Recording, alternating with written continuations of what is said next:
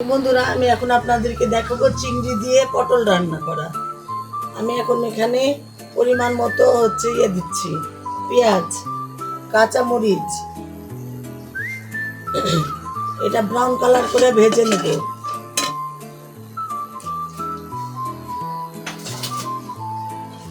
Brown colour করে ভেজে নেওয়া পর্যন্ত আমি করবো, নাড়তে থাকবো। পরে আমি এটার মধ্যে মশলা অ্যাড করবো।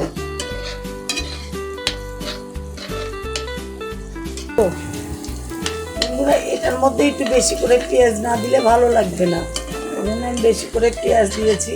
দেখেন পেঁয়াজটাও হালকা ব্রাউন হয়েছে। এটা ব্রাউন কালার করে নিয়ে আমি এর মধ্যে মশলা অ্যাড করবো।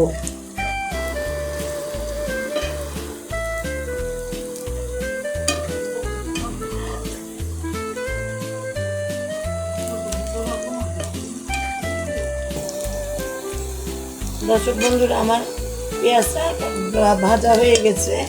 এখন আমি এর মধ্যে আদা রসুন অ্যাড করব। এখানে টেবিল চামচের 1 চামচ পরিমাণ আমি আদা রসুন দিলাম।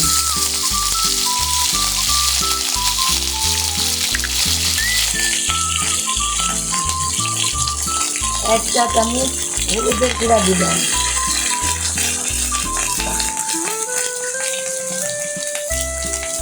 1 চা চামচ মরিচের গুঁড়া দিলাম।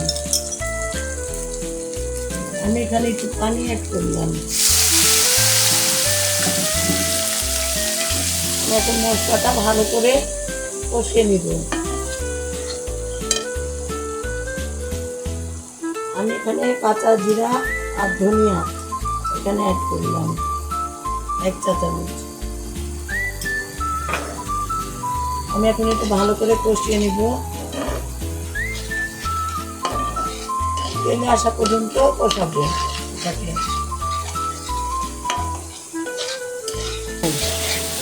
বন্ধুরা দেখেন, আমার মশলাটা একদম তেলে পুড়ে উঠে গেছে।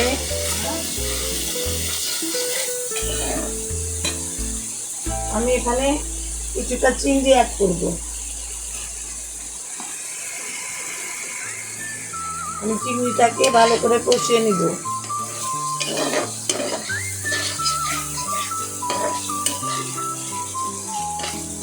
এটা বড় চিংড়ি। আমি চিংড়িটাকে পরিষ্কার করার সময় একদম ছিলে ফেলেছি।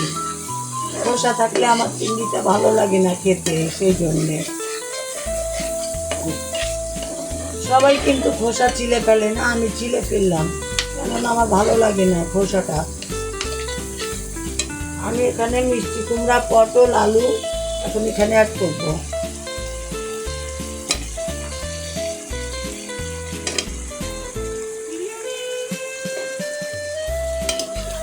আমি এটা বেশ কিছুক্ষণ কষিয়ে নিব।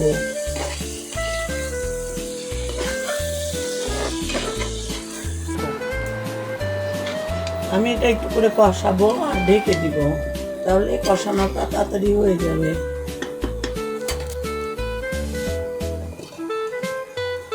বন্ধুরা দেখেন, আমার পটল, মিষ্টি কুমড়া, আমি কিন্তু 1 ফোঁটাও পানি দিইনি। মিষ্টি কুমড়া থেকে পানি বেরোয় আমি কিন্তু কষাচ্ছি।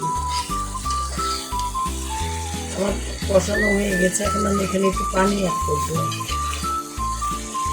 কষাতে কষাতে দেখেন আমার এটা তেলের পুরো চলে আসছে।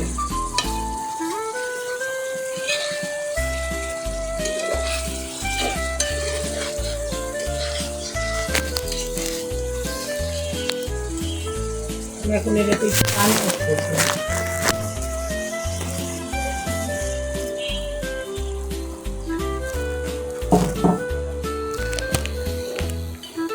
আমি এটা 10 মিনিটের জন্য ঢাকা দিয়ে দিব।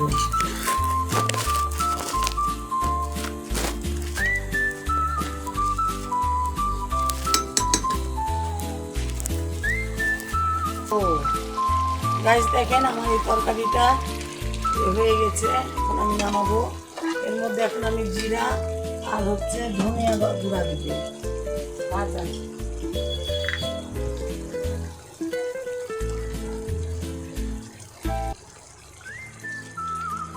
1 চা চামচ।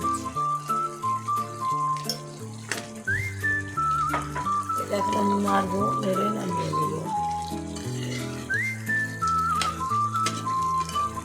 দর্শক বন্ধুরা দেখেন কি লোভনীয় লাগছে। এখনো খেয়েছেন পটল, মিষ্টি কুমড়া, আলু দিয়ে চিংড়ি? দেখেন আমি পটল, চিংড়ি, আলু দিয়ে রান্না করলাম, মিষ্টি কুমড়া। আমার কিন্তু খুব পছন্দের খাবার এটা। আমি আর 2 মিনিট ঢাকা দিব, এটা মশলা দিলাম তো।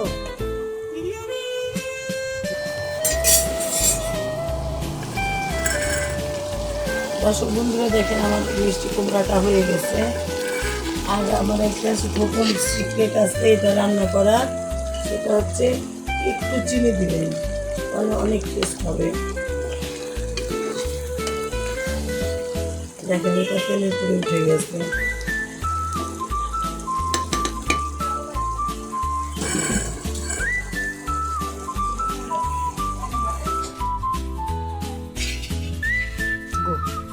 দর্শক বন্ধুরা দেখেন আমার চিংড়ি, পটল, আলু, মিষ্টি কুমড়াটা হয়ে গেছে। কি লোভনীয় লাগতেছে না দেখতে? অবশ্যই আমাকে সাবস্ক্রাইব, লাইক, কমেন্ট করবেন। প্লাস আমাকে এটাতে আমি এই রান্নাটাতে আমি 100 জনকে লাইক দেখতে চাই।